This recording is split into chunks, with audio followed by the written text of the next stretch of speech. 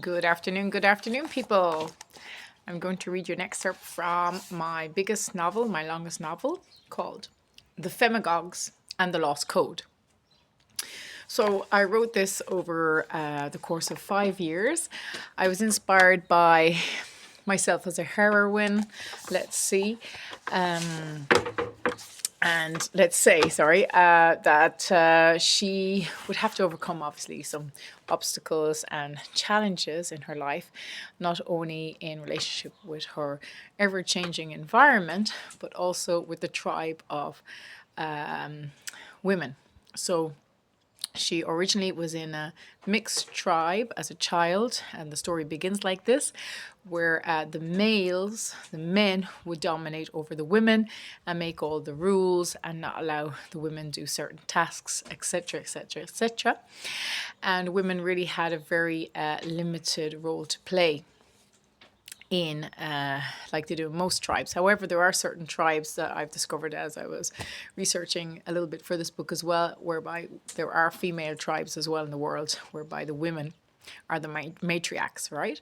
So I created then this character whereby she had the desire to revolutionize the whole way in which tribes were being brought up. So she decided to participate in the regular trials and challenges. And it's funny, at the same time, the Hunger Games were being written or going out on TV, on films, and I didn't know anything about the Hunger Games or what they were about, but I also was writing at the time about these trials, survivor trials, that the youngsters of the tribe would have to undergo in order to see who would survive, who would be the fittest, right? And the strongest.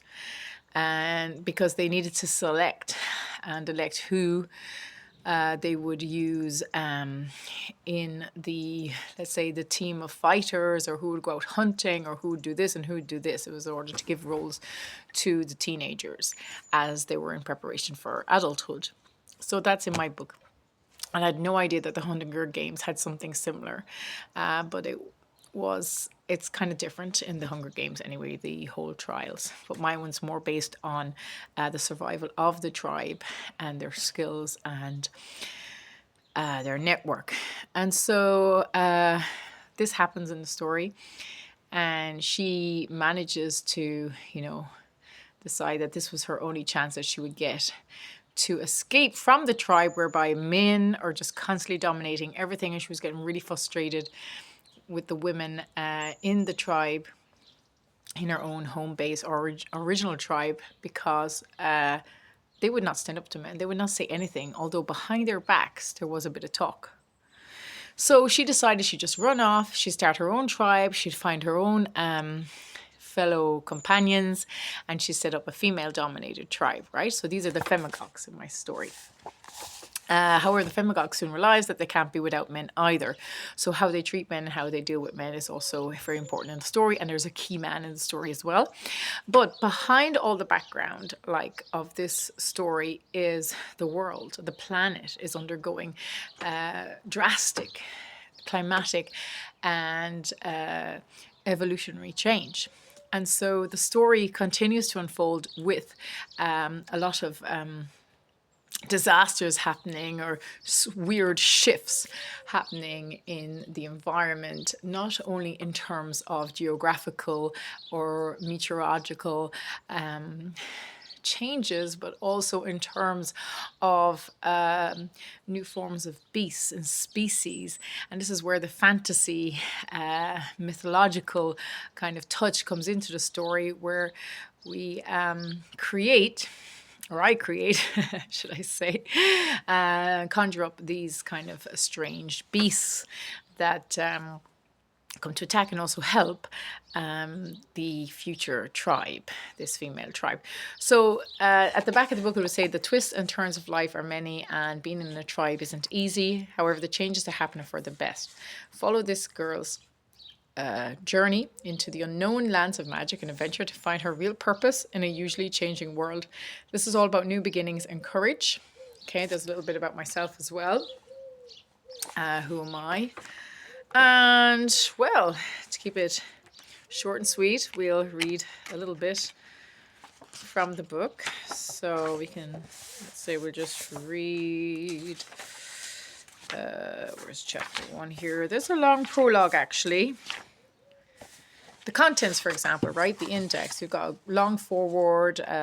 This would be the prologue. We've got chapter 1, the way it was. Chapter 2, how is it? Chapter 3, where on earth are we? Chapter 4, who are the inhabitants? Chapter 5, the trial. Chapter 6, off to the market. Oh yes, I deal with slavery and selling of women and buying of people as well. It just seems to have come to mind when I was writing the story, when I was bringing myself to that place. Chapter 7, can dreams come true? Chapter 8, what should I do? Chapter 9, familiar faces. Chapter 10, why the Femagogs came into existence. Chapter 11, what's happening? And chapter 12, why change is a good thing. So just to read a little bit from the book, I'll just pick out a couple of paragraphs, maybe sentences here and there to give you a little bit of a taste as to how it is, the book, and how the writing is. I would highly recommend it, of course. It isn't too long either, as my longest novel, but I usually write shorter stories than this. So chapter 1, the way it was. Right in front of my eyes, the mountain groaned and shook like a sick man ready to throw up. Straight down its middle, the huge, jagged crack began crumbling until one face of the mountain crashed to the ground, expelling a huge cloud of smoke that encircled me. I screamed an unheard scream. All I could do was hold onto my amulet and stare into its green spiral. A spiral of hope amid a spiral of destruction. So a pretty powerful beginning, and I like to refer to magical items as well, such as amulets and that, and traditions and superstitions around tribal people and tribes, as well as compelling descriptions and landscapes in general.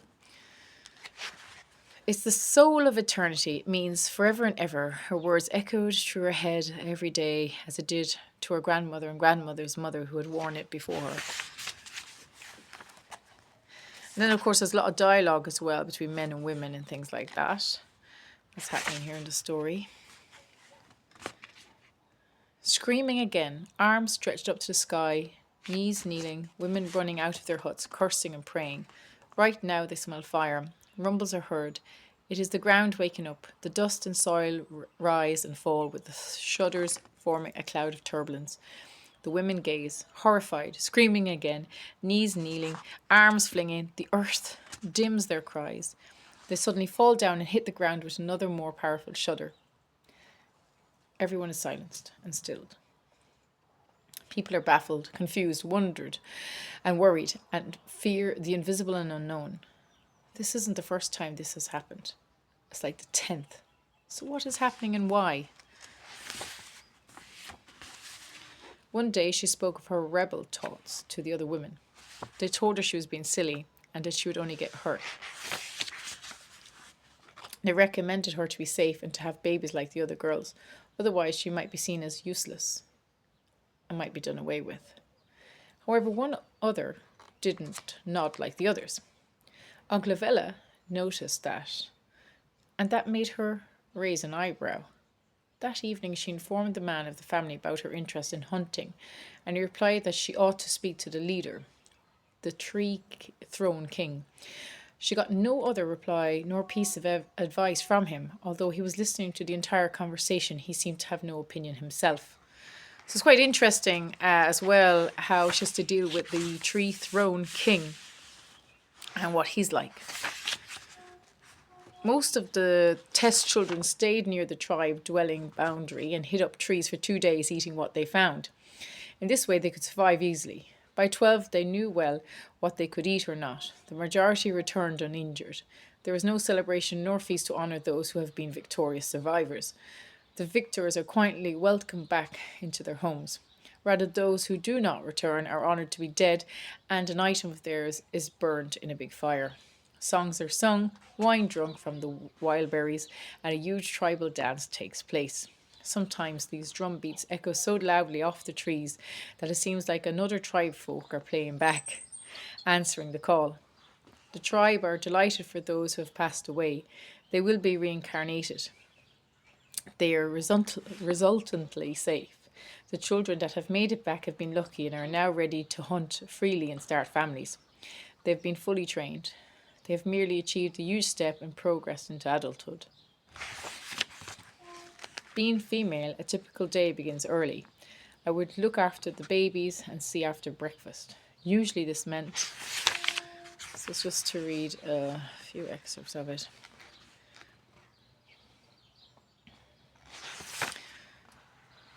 Wait a minute, I saw her first. My stone was down before his, argued loudly an old, lone, white-bearded man who seemed to have appeared out of nowhere, like some otherworld magician. He was also waving quite fiercely his staff, which made the chosen maiden frown and hide her face in her hands. The lady will speak the truth. Hushed down now, the standing upright tree king. He's blind. That man, he has only seen me now.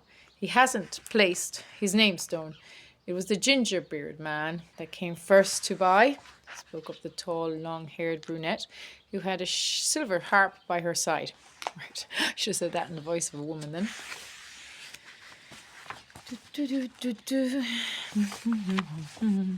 There's a little bit about let's say, the sexual side as well between men and women that come up in the tribe. Night is extremely dangerous, especially with an increasing amount of big cats out prowling. Their sense of smell is so strong that I only found safety in an underground tree root cave, whereby a huge boulder made a wonderful door. I believe those who find this place have indeed received a gift from the gods. I didn't see a single human, though, in the past 2 weeks. Really didn't make much of a difference to me, but oddly enough, I was beginning to miss them and human communication. So it's all about her survival journey out in the wild, alone, without her original tribe, until she meets a whole load of others and wise people as well. Tierna stayed in the hills. He wouldn't come down, but I told him I needed to stay a bit longer as I would learn a lot from these welcoming people in order to make her own tribe. I told him all about the magical lady Lasser Solas and to watch out for the sky gun. He kept asking if I had found the other person I was looking for. It seemed like he was in some rush to get out of this place, but in reality he only wanted me back.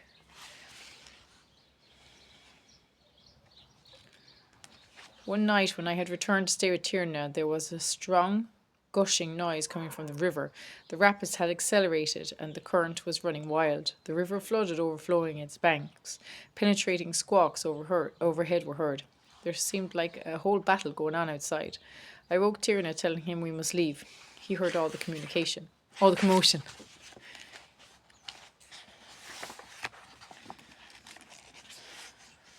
She meets some really fascinating characters and really nice characters as well on the way. There's so much to read from, really. Like, I was going to do a recording. Then you are an idiot to follow intuition and not logistics. You're breaking the Femagog rules by favouring, restated the disappointed red-haired mother. And there is the continuous debate that we still have today between science and intuition and the way of nature. Which to believe in, And I think it pretty much gets resolved in the story as to what should be or what's paid heed to. Okay, I see a little bit here about the mythological creatures that have come up, but I don't want to give away what they are exactly and what they look like and what they do, because there's quite a lot of action story around them. So I shall leave that up to you. So check out the book. Okay, and it tells you why there is a lost code as well.